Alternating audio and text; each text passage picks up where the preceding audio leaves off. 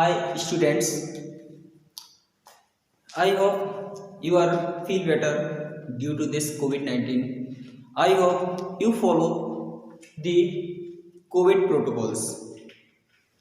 So we should follow the protocols, COVID protocols. हम सभी को कोरोना के जो रूल्स हैं उनको फॉलो करना चाहिए, क्योंकि हमारी सभी की सुरक्षा ही बहुत ज़रूरी है। हमारी सुरक्षा, आपकी सुरक्षा, तभी तो हम आगे बढ़ पाएंगे।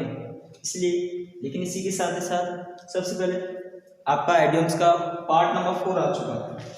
पार्ट नंबर 4 आप जैसा कि जानते हैं, पार्ट नंबर 4 ओके। आपकी 3 वीडियोस कंप्लीट हो चुकी हैं, तो इसमें आपको कहाँ से कहाँ तक सीखने को मिलेगा, ध्यान देना। 31 से लेके 40 तक 10 आ जाएंगे इसमें, ओके, ध्यान रखना। तो आप ये आपने पिछली वीडियो नहीं देखी तो आप देख लें और अपनी नॉलेज को इम्प्रूव करें। और ऐसे आप सभी देख ही रहे हैं कि this is the best easiest method, ठीक है।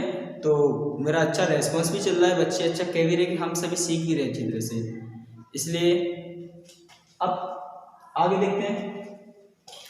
हाँ, क्या किथ एंड किन, क्या है किथ एंड किन। किथ एंड किन का मतलब जानते हैं आप क्या होता है? किथ एंड किन का मतलब होता है सगे संबंधी। क्या होता है? सगे संबंधी, जानते हैं ना। सगे संबंधी को मतलब किथ एंड किन।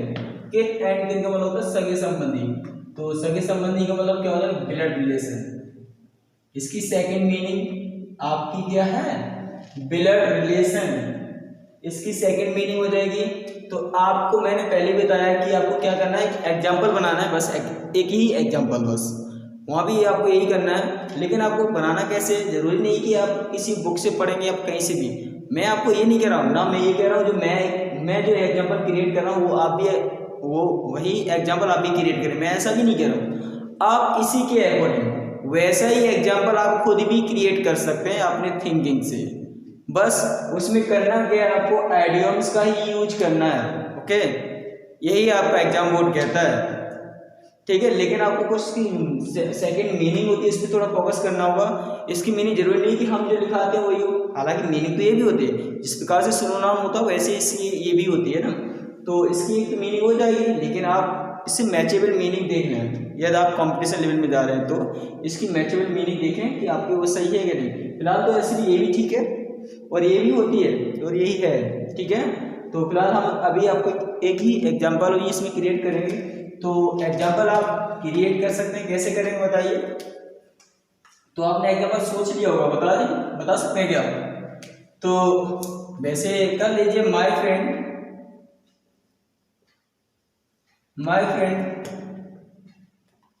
इनवाइटेड ऑल हिज किथ एंड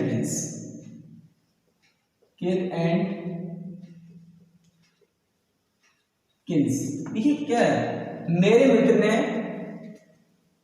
क्या अपने सभी सगे संबंधियों को आमंत्रित किया। मैंने सेंटेंस क्रिएट किया, आप भी कर सकते थे, आप आगे भी जोड़ सकते हैं इसमें भी। In his brothers marriage, sisters marriage, his birthday party, ठीक है। You can translate many more sentences. बाकी क्या है, bye leaps and bounds. Bye leaps and bounds का मतलब क्या होता है, आपने कभी देखा है क्या? बाय लीव्स एंड बाउंड्स, बोलिए, देखा होगा ना। इसका मतलब होता है बहुत ही, क्या होता है? बाउंड्स क्या होता है? बाय लीव्स माने वैसे छलांग मारना, एंड बाउंड्स मींस बाउंड से मतलब बाउंड्री, इसी बाउंड्री को भी तोड़ देना। मतलब कि किसी भी चीज को कैसे करना, बड़ी तेजी से करना, तीव्रता से करना, ठीक है। तो क्या हो जाएगा, वेरी रैपिडली। क्या हो जाएगा, इसकी सेकंड मीनिंग हो जाएगी वेरी रैपिडली। वेरी रैपिडली का मतलब हो जाएगा बड़ी तीव्रता से। क्या हो जाएगा, बड़ी तीव्रता से। तीव्रता का मतलब जानते हैं, बड़ी तेजी से।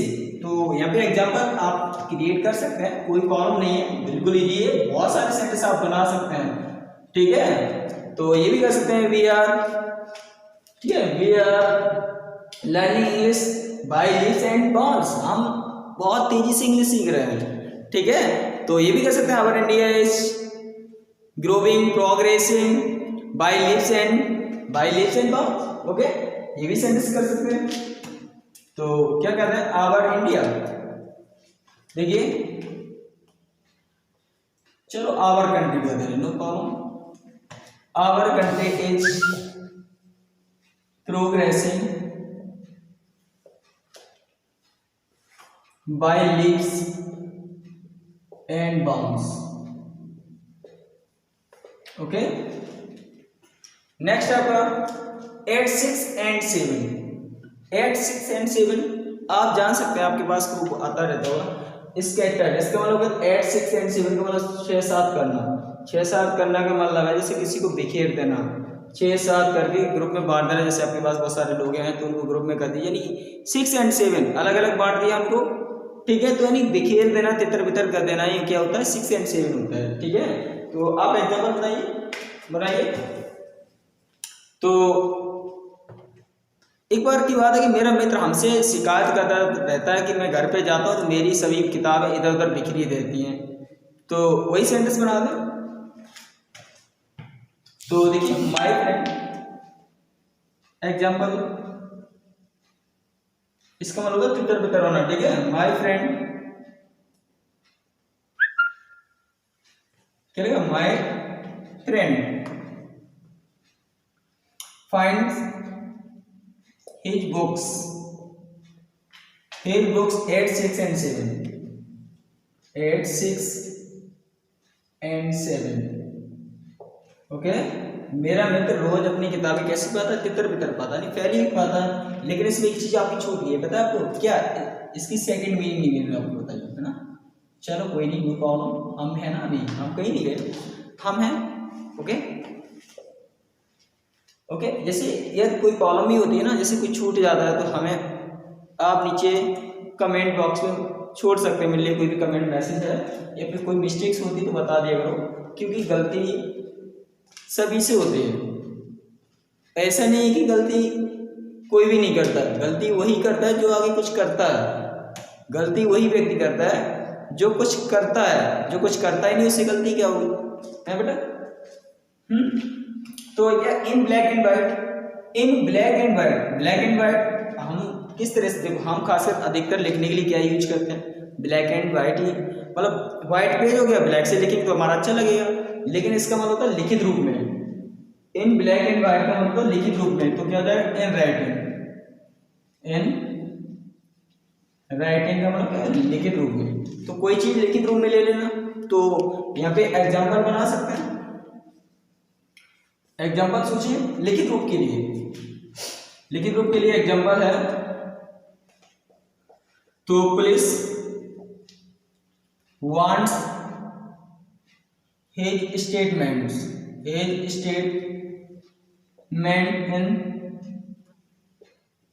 Black and white.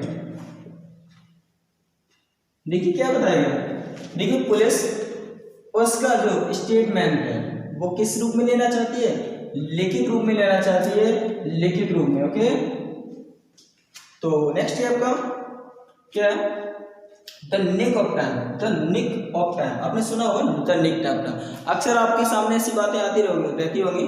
तो निक ऑफ टाइम, निक मतलब कि एकदम एन मौके पर कोई काम हो जाए, ऑन टाइम, इसकी सेकंड मीनिंग हो जाए ऑन टाइम। तो एन मौके पर, वैसे आप समझ लेना, वैसे लिख नहीं रहा हूं हिंदी, वैसे हिंदी क्या हो जाएगी? एन मौके पर। Okay, the nick of time, इसके लिए एग्जांपल बताओ। तो सेंटेंस बना दो।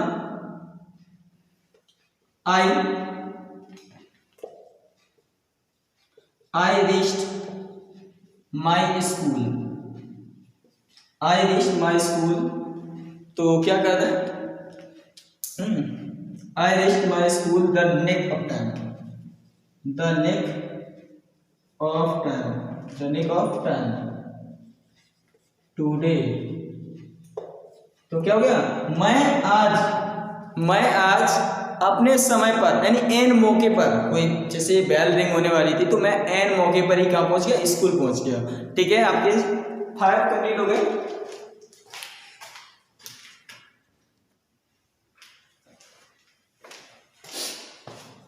देखिए क्या है ठीक, हाँ 36। लिव फास्ट, लिव फास्ट माने क्या होता है? लिव फास्ट बताइए, आपने कभी सुना है लिव फास्ट? सुना होगा आपने लिव फास्ट। वो बहुत जल्दी तरह से बहुत अच्छी तरह से रहता, फास्ट फास्ट चलता, मतलब बहुत अच्छा लुक भी है इसका, बहुत आगे चलेगा, बहुत आगे जाएगा। क्या मतलब होगा लिव फास्ट, मतलब कि बड़े ऐस से रहना, एस एस जानते हैं ना, लिव इन लग्जरी, क्या हो जाएगा सेकंड मीनिंग इसकी, लिव इन लग्जरी, बड़े ऐश से रहना, बड़े शान से रहना, कहते हैं ना बड़े ऐश से रहता है वो तो, ठीक है। तो आप कभी रहे हो ऐसे हैं, बोलो। तो इसके लिए एग्जाम्पल आप बना सकते हैं ना, बनाइए ना, क्या करते हैं, माई, तो नहीं नेक्स्ट कर लेते, our new generation, our new generation, हमारी नई पीढ़ी, ठीक है। लिव फास्ट, हमारी कैसी रहती है, ऐसे रहती है, हमारी जो नई जनरेशन है आवर कैसी रहती है, बिल्कुल लिव फास्ट रहती है, ये लग्जरी, हमेशा देख लो टिप टॉप न्यू टेस्ट चटर मटर मटर गश्ती करते हुए बच्चे दिखाई देंगे, मतलब एकदम ऐसे जीना है, बस उन्हें कुछ मेहनत से मतलब नहीं है, क्या करना आपको, स्टडी भी खासकर ध्यान नहीं दे, पता है काफ़ी बच्चे हर तरह के होते हैं, कई बच्चे, मैं ये नहीं कह रहा कुछ भी करना गलत है, लेकिन ठीक है, लेकिन अपनी पढ़ाई पे भी कंसंट्रेशन देना चाहिए, ठीक है। और आप मुझे आई होप आप दे भी रहे होंगे, आप अच्छी तरह से दे भी रहे होंगे, मुझे पता है, लेकिन फिर भी हर चीज़ का समय निकालिए करने के लिए। कोई नहीं, नेक्स्ट देखते हैं, इन the teeth of, in the teeth, teeth मतलब जानते हैं ना दांत होते हैं, टीथ मतलब आपको पता ही होगा अच्छी तरह से, इन द टीथ ऑफ, क्या लिखा, इन द टीथ ऑफ, करिए से बोलो क्या हो जाएगा, कहने का मतलब है टीथ, टीथ मतलब दांत, मतलब डायरेक्ट सामने आ जाए, यानी कि डायरेक्ट दांतों के बीच में उंगली आ जाए तो क्या हो जाएगा, कट जाएगी। तो वैसे ही क्या है, सीधी सी बात है इसमें, क्या है, किसी की विरुद्ध जाना, यानी किसी के अगेंस्ट होना, यानी सीधा विरोध करना, क्या हो जाएगा, सीधा विरोध करना, तो आप कर लेंगे विरोध, हम आपसे नहीं कह रहे करने के लिए, हम ये कह रहे हैं कि इस सेंटेंस का मतलब है क्या, सीधा विरोध, सीधा विरोध मतलब डायरेक्ट अपोजिशन, क्या इसका सेकंड मीनिंग हो जाएगी, डायरेक्ट अपोजिशन, ठीक है, मतलब कि सीधा विरोध। तो तुम्हें पता ही है ना आज की डेट में जितनी भी हमारी पार्टियां होती है ना, पॉलिटिकल राजनीतिक पार्टियां, ठीक है, वो क्या करती हैं आपको पता है ना, तो ऑल पॉलिटिकल पार्टीज, जितनी भी हमारी जो राजनीतिक पार्टियां हैं क्या करते हैं आपको पता है ना, बोलो, are in the teeth of each other, यानी कि इतनी सभी राजनीतिक पार्टियां एक दूसरे कैसी रहती, विरुद्ध रहती हैं, यानी कि एक दूसरे से सीधा विरोध करते हैं, एक दूसरे से कैसे क्या करते हैं, सीधा विरोध करते हैं, सही बात है। वैसे अब हम तुम्हारे सामने जनता के सामने तो यही होता कि वो एक दूसरे के विरोध में होता, पीछे पता नहीं क्या होता हुआ पर्दा के, लेकिन अभी यहाँ पे देखते हैं क्या, इन्स एंड आउट्स, इन माने अंदर और आउट्स मीन्स क्या होता है, बाहर होता है, इन्स एंड आउट्स का मतलब बताइए, बोलिए क्या हो जाएगा, बोलो भाई, इन्स एंड आउट्स, देखिए इन का मतलब अंदर, और आउट्स का मतलब चाहे अंदर का हो चाहे बाहर का हो, मतलब पूरा डिटेल चाहिए, कंप्लीट डिटेल, पूरा ब्यौरा चाहिए, इसका मतलब अर्थ क्या निकल रहा है कि पूरा ब्यौरा, तो कह रही पूरी डिटेल, कंप्लीट डिटेल, इसकी दूसरी मीनिंग कंप्लीट डिटेल होनी चाहिए, ठीक है, हो जाएगा क्या, कंप्लीट डिटेल, ओके। अब इसके लिए क्या है एग्जाम्पल, बोलिए एग्जाम्पल बोलो,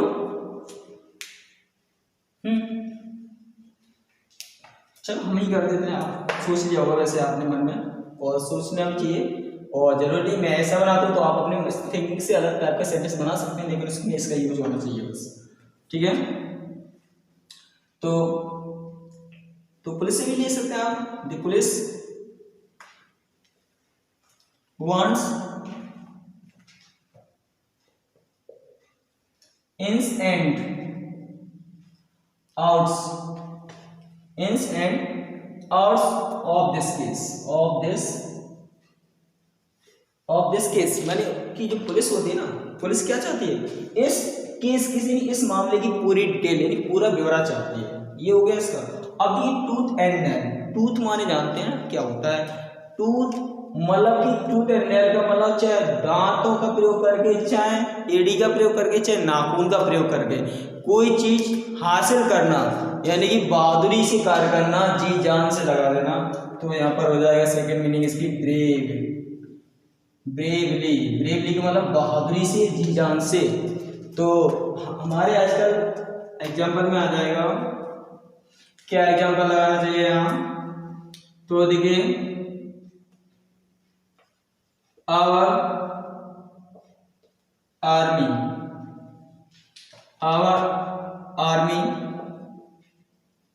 fought, क्या our army fought with tooth and nail, क्या ना हमारी सेना बड़ी बहादुरी से लड़ी, ठीक है, टूथ एंड नेल, इसमें किससे लड़ी है, बड़ी बहादुरी से। सेंटेंस बन गया, बिल्कुल इजी है, बिल्कुल इजी, सिर्फ समझना था। अब अभी हमारे बीच में बच्चे बहुत सारे आते हैं, हमारे बैच भी चलते हैं, तो हाँ, तो बच्चे अक्सर परेशान रहते कि सर हमें अभी तक आइडियम्स ही नहीं आते, लेकिन सबसे इजीएस्ट मेथड से बच्चे अच्छी तरह हम बच्चों को समझा रहे हैं और उनको समझ में भी आ रहा है। तो बोल रहे कि सर आप कहाँ थे अभी तक, कि इस तरह के आपके पास तो मेथड बहुत अच्छा लगा मुझे, तो अच्छी तरह से वो कर भी रहे हैं। तो I hope you like this method. तो क्या बरी द हैचल, बरी माने वैसे देखो दफनाना होता है, बरी माने क्या होता है, दफनाना होता है। द हैचल माने वैसे झगड़ा होता है, क्या है, झगड़े को समाप्त करना, क्या हो जाएगा, इसका मतलब हो जाएगा झगड़े को समाप्त करना। तो second meaning to cease quarrelling, तो क्या है, झगड़े को समाप्त कर देना, झगड़े को समाप्त करना हो गया। इसके लिए हमें क्या एग्जाम्पल चाहिए मुझे, वो भी आपके पास होगा ना, अरे होगा, बताइए। तो कर लीजिए, चलो हम ही बना देते हैं एग्जाम्पल 2, ओके। 2 क्या करना है, बोलो, to settle the matter properly, तो क्या है, वो है आई मीन मामले को अच्छी तरह सुलझाने के लिए, ठीक है, वह क्या करना चाहती है, शी वांट्स